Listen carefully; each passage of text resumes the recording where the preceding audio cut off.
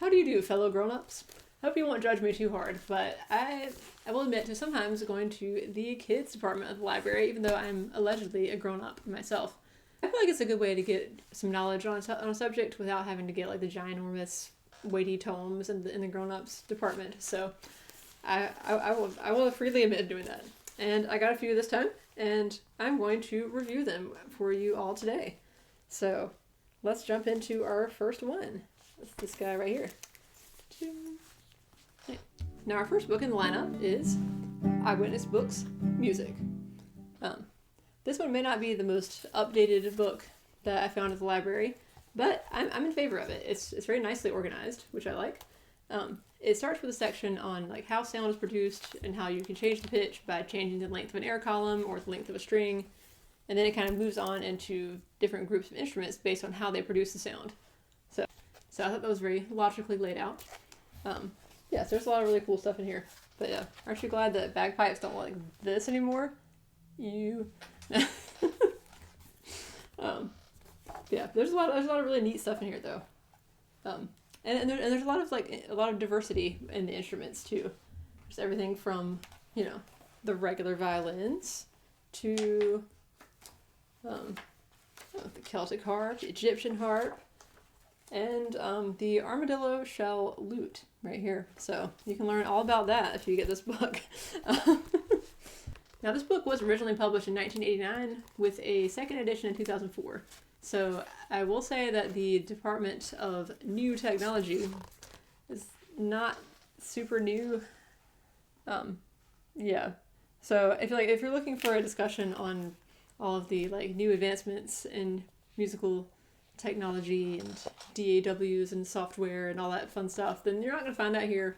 But I mean, I don't think it needs it. I think there's a lot of really good info about the actual instruments and how they work. So I'll give this one an A+. Oh, How the Mighty Have Fallen. This book is put out by the same company that put out the other music book, the other one just called Music, with all the instruments in it. But I can't help but think that somebody just like dropped the manuscript on the way to the printer. Like that's the only explanation I could think of. The organization is not really like making sense to me. Maybe that's just me, but I don't know. We go for like, it goes from, let's just take a little example here. The musical alphabet, how to read it. Percussion, traditional African styles, and I am going like in order here. How is sound made? How do you hear it in your head? How to build a song, like verse, chorus, etc. Classical. Okay, cool. Okay, so we got classical. Here's a little layout of the orchestra. Okay, maybe now we're going to talk about like the different instrument families. Maybe we'll talk about some composers. Nope. Indian classical. Cool. Are we going to do Indian classical now? No. Okay, now we're back to the Western music and composers. And Bach is on here, I'll give him that. But where's Mozart? Where's Brahms? Where's Beethoven? Oh, how to read music. Why isn't that back there? I don't know. Opera. Ah, yes. The 4 main voice types. Voice soprano, alto, bass, and dolphin. Sorry, tenors. So they do discuss, how music works, from our ears to our brains and how we respond to it, or, how it can be put together in different genres, how the sound waves are produced, things like that. So I think that is probably the strength of this book. So they do include some of those kind of sciencey things, kind of bring in some of the more STEM kids into the music world. So that's good. Yeah, I appreciate that. There's also there's also some information on modern music genres, which is good. There's a lot of good info there, a lot of diverse genres to be had, but they're all kind of sprinkled throughout the book, so you can't really look anything up that easily. I mean, you can look it up, but it's just not organized together.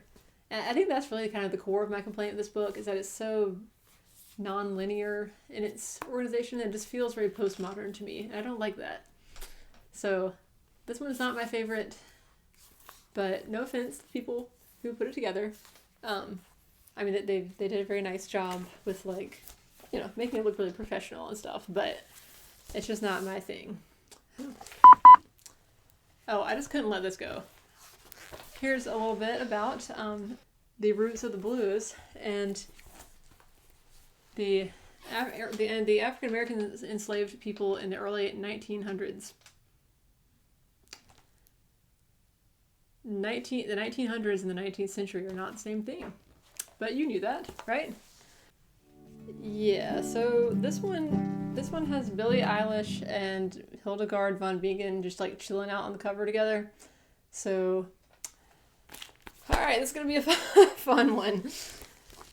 Now, I will admit that I may be a little biased. I don't really personally prefer this kind of art style.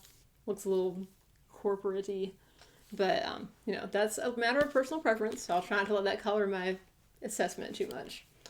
This one does have chapters, which are arranged topically, which I like that. It's a little organized.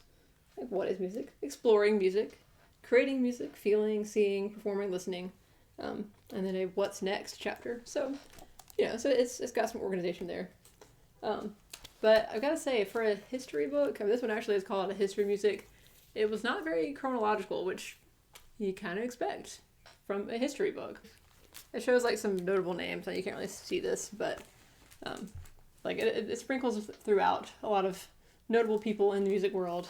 But I think a child could definitely come away from this book without really knowing anything about like the flow of music history, or why Bach or Mozart are important, or what are the musical eras. There's a lot you can come away not knowing. Which I realize this book is not just about Western music, so maybe that's just an issue with the scope. Like, maybe they were trying to do a little too much with the space they had. I don't know.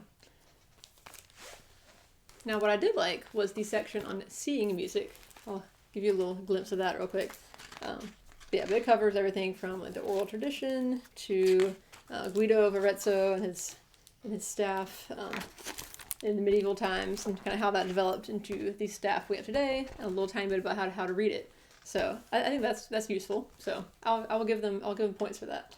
Overall, there are a lot of fun facts here, but I'm not sure that I would give this to a kid as like a first look at music history. In fact, I would not give it to a kid as a first look at music history. I think there are too many important foundational things to cover before we get into all the fun facts. So, that's just my opinion, man. So, all right, now this copy of this book right here is not actually from the library, but that's because I got it at the library and loved it so much that I bought it. So this one is going to be I think this is going to come out to be the winner today. This is How to Build an Orchestra by Mary Auld and Elisa Paganelli. This is put out in association with the London Symphony Orchestra, introduced by Sir Simon Rattle, who was actually the IRL director music director of the London Symphony Orchestra. The book follows this little cartoon version of Simon Rattle on his journey to build the orchestra by auditioning new members and kind of discussing all the different instruments that they play and all that good stuff. All the major instrument and group families are covered here, so like the strings, brass, woodwinds, percussion, and the special section with like the piano and harp and stuff.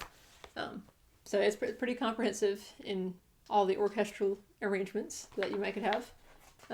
And there's also a CD that gives some examples of kind of what the instruments play, some famous pieces they appear in, that kind of thing. So, for example, they might suggest the prelude to the Afternoon of a Faun for the flute. We've got fanfare for the common man when they introduce the brass section. Yeah, so a lot of good things to kind of showcase those instruments. So kids can kind of get an idea of what it sounds like, how it might be used, all that good stuff. The other thing I like about this book, which I guess is maybe a personal preference thing, but I am actually a fan of this art style. All the little details and the outfits and visualizations, all that cool stuff. So yeah, this one gets an A++ for me. So I hope the next time you go to the kids section of the library looking for stuff for your own self, you will maybe check out a few of these, especially How to Build an Orchestra. That's a good one. And do let me know in the comment section if you have any resources that you would like to share with the rest of the class. And by the rest of the class, I mean people who watch this video as well. So if you enjoyed it, I hope you will click that subscribe button and you'll get some more of this musical fun facts in the future. And I'll see you then. Bye, y'all.